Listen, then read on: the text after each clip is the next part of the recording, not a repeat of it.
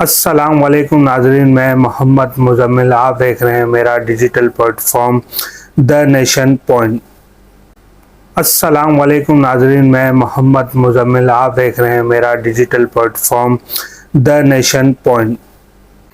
Governor house میں محترم جناب گورنر سندھ کامران ٹسوری صاحب نے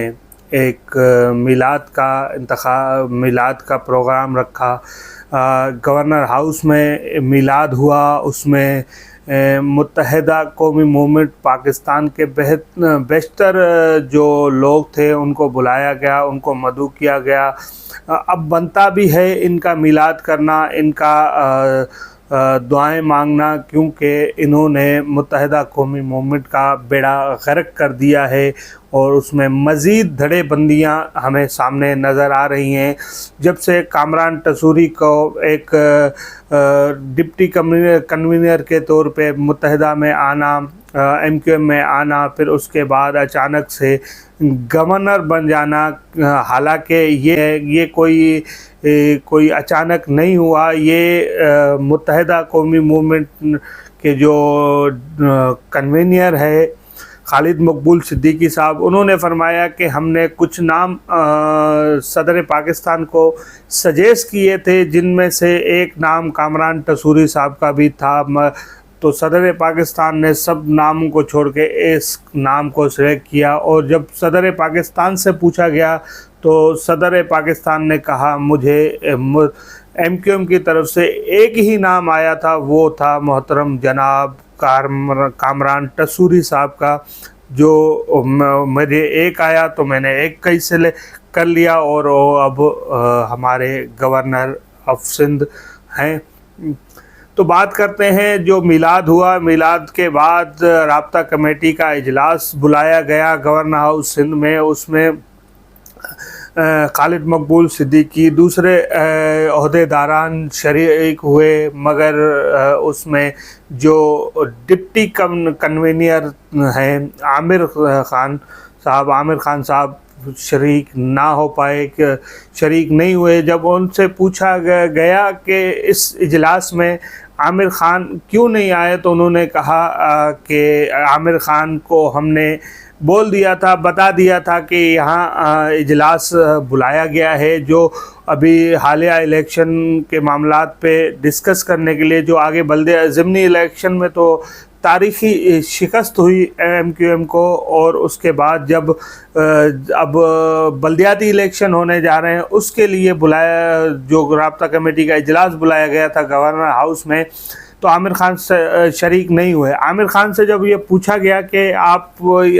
متحدہ کی رابطہ کمیٹی کا جب اجلاس ہوا گورنر ہاؤس سندھ میں تو آپ وہاں شریک کیوں نہیں ہوئے، کیا وجوہات تھی، تو ان کا کہنا تھا کہ مجھے بلایا ہی نہیں گیا اور مجھے پتہ ہی نہیں ہے کہ وہاں کوئی اجلاس بلایا گیا ہے۔ کامران ٹسوری کا ایک اچانک متحدہ قومی موومنٹ میں ان کی شمولیت ہونا، اس کے بعد ڈپٹی کنوینر بننا، اس کے بعد پھر گورنر ہاؤس تک کا سفر جو کیا، اس کے بعد ہم نے دیکھا متحدہ قومی موومنٹ میں ہمیں دھڑے بندیاں نظر آئیں، واضح دھڑے بندیاں نظر آئیں۔ اس کے بعد جب الیکشن ہوا تو الیکشن میں ایک تاریخی شکست کا سامنا کرنا پڑا ایم کیو ایم پاکستان کو۔ اس کی سب سے بڑی وجہ یہ بھی ایک ہے کہ بانی ایم کیو ایم جناب الطاف حسین صاحب نے اس الیکشن کا بائیکاٹ کیا ہے، اور جب الطاف حسین نے الیکشن کا بائیکاٹ کیا ہے، ہم نے کراچی میں دیکھا ہے کہ جو ووٹرز کا رجحان ہوتا ہے وہ کم ہو جاتا ہے، جو ووٹس کا جو ٹرن اوور ہوتا ہے وہ کم ہوتا ہے۔ ظاہری بات ہے جب آپ کے مقامی لوگ جو اردو بولنے والے جو اس شہر میں اکثریت رکھتے ہیں، وہ جب ووٹ ڈالنے نہیں آتے تو پھر متحدہ قومی موومنٹ کو بھاری نقصان کا سامنا کرنا پڑتا ہے۔ حالانکہ یہ اتحادی جو ان کے حکومت میں بیٹھے ہوئے ہیں، ان کے اتحاد سے یہ الیکشن لڑا جا رہا تھا، وہاں کوئی اور اتحادی موجود نہیں تھا، صرف متحدہ قومی موومنٹ تھی، اور ان کے ساتھ پیپلز پارٹی بھی ان کے سپورٹ میں تھی اور نون لیگ بھی ان کی سپورٹ میں تھی۔ ہم نے وہ دن بھی कराची में देखे हैं कि जहां मुत्तहिदा का कोई MPA MNA या बड़ा ओहदेदार तो छोड़ो, कोई अगर अल्ताफ़ हुसैन किसी चपरासी का भी इंतखाब कर देते थे कि ये MPA का इलेक्शन आप लड़ोगे, तो वो इलेक्शन जीत के आते थे, वो एक भारी अक्सरियत के साथ इलेक्शन जीत के आते थे। यहाँ हमने देखा कि जब अल्ताफ़ हुसैन साहब ने इस इलेक्शन से बाइकआउट किया और इस इलेक्शन का बाइकआउट किया और मुत्तहिदा को तारीख़ी शिकस्त का सामना करना पड़ रहा है, उनको एहसास ये हो रहा है कि अपने कायद से गद्दारी, अपने कायद से रास्ते अलग करने की उनको सज़ा मिल रही है। वो MQM थी जहां जिसके मौक़िफ़ को माना जाता था, जिसके मौक़िफ़ को सुना जाता था, जो वक्त का वज़ीर आज़म आके इनके पास इनका मौक़िफ़ सुनता था, आज वो दर दर भटकने के लिए, ये दर दर जाने के लिए तैयार हैं। और आज MQM पाकिस्तान के फ़ैसले ना हैदराबाद में होते हैं, ना कराची में होते हैं, वो फ़ैसले कहीं और से होते हैं। वो फ़ैसले जहाँ से होते हैं आवाम भी समझती है कि वो फ़ैसले कहाँ से होते हैं, और बानी MQM जनाब अल्ताफ़ हुसैन साहब भी समझते हैं ये फ़ैसले कहाँ से आते हैं। जो अचानक कामरान टसूरी साहब आ जाते हैं, फिर MQM में हमें धड़ाबंदियाँ नज़र आती हैं, फिर ये धड़े होते हुए हमें वाज़ेह नज़र आ रहे हैं, और वाज़ेह इख्तलाफात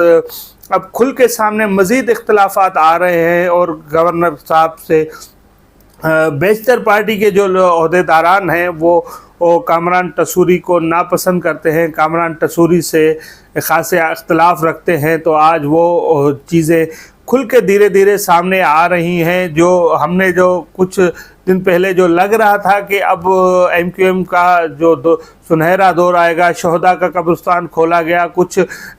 निसार पावर साहब की बाजियाबी हुई, फिर उसके बाद वो अल्ताफ़ हुसैन के लिए कुछ नरमियाँ देखी गई पाकिस्तान में। हमने देखा कि फिर ये शायद MQM पाकिस्तान का दोबारा कराची में दौर आने जा रहा है। दोबारा वो जो MQM का दबदबा था कराची में, वो जो मकाम तक दोबारा मिलने जा रहा है। और ये इन चीज़ों को फिर वो धड़ाबंदी में हमें MQM पाकिस्तान बढ़ती हुई वाज़ेह नज़र आ रही है कि धड़ाबंदियाँ पहले 2 धड़े, फिर 3, अब 4 धड़ों तक होने जा रहे हैं MQM के। और रही बात जहां हम बानी MQM की बात करते हैं, तो बानी MQM की इसके साथ इदारों की नरमियां हैं, इदारों की जो डायलॉग चल रहा है, वो जो ख़बर के मुताबिक वो इंशाल्लाह जनवरी तक जो है वो बहुत बड़ी ख़बर आने वाली है। बानी MQM अल्ताफ़ हुसैन के लिए एक खुशखबरी आने वाली है जनवरी में। जो उनका डायलॉग हो रहा था इदारों के साथ, वो डायलॉग किसी हद तक वो डायलॉग कामयाब होता नज़र आ रहा है। कुछ चीज़ें हैं जो MQM जो हमें बार बार अल्ताफ़ हुसैन साहब सोशल मीडिया के ज़रिए माफ़िया मांगते नज़र आते हैं, वो आज वो ज़ाहरी बात है उस डायलॉग का ही हिस्सा है। जो वो उनका डायलॉग इदारों के साथ चल रहा है, वो डायलॉग अब आखिरी मराहिल में दाखिल हो चुका है। वो डायलॉग अब आखिरी मराहिल में दाखिल हो चुका है, और जल्द ही उस पर कुछ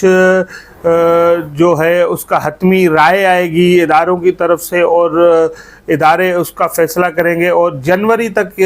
लग रहा है कि अल्ताफ़ हुसैन के बारे में, अल्ताफ़ हुसैन के लिए एक बहुत बड़ी ख़बर आएगी। और अल्ताफ़ हुसैन के पास पर जो वो पाबंदियां हैं, जो उनके ऊपर जो लाइव स्ट्रीमिंग पे या मीडिया पे आने पे पाबंदियां हैं, उनमें कुछ नरमी हमें नज़र आ रही है। क्योंकि निसार पावर की बाजियाबी, शोधा का कब्रिस्तान खुलना, और ये चीज़ें भी जो है ये इसी एक कड़ी का हिस्सा है, इसी की एक कड़ी है जिससे ये सारी चीज़ें जुड़ी हुई हैं, और ये हमें नज़र आएगी। अब अल्ताफ़ हुसैन से पाबंदी उठ गई, वो अल्ताफ़ हुसैन फिर कराची की सियासत में आ गया, तो हम फिर देखेंगे कि जो ओहदेदारान जो MQM के वारिस बने बैठे हैं, तो फिर इनका क्या हशर होता है, या इनकी क्या रिप्लेसमेंट आती है, अल्ताफ़ हुसैन क्या रिप्लेसमेंट लाते हैं। हमें ये जनवरी में हमें देखने को मिलेगा, जब जनवरी में एक बड़ी ख़बर आ रही है। वजाहत नहीं है, मगर ख़बर के मुताबिक बहुत बड़ी ख़बर अल्ताफ़ हुसैन के लिए जनवरी में तैयार है। اپنا خیال رکھیے گا. اللہ حافظ.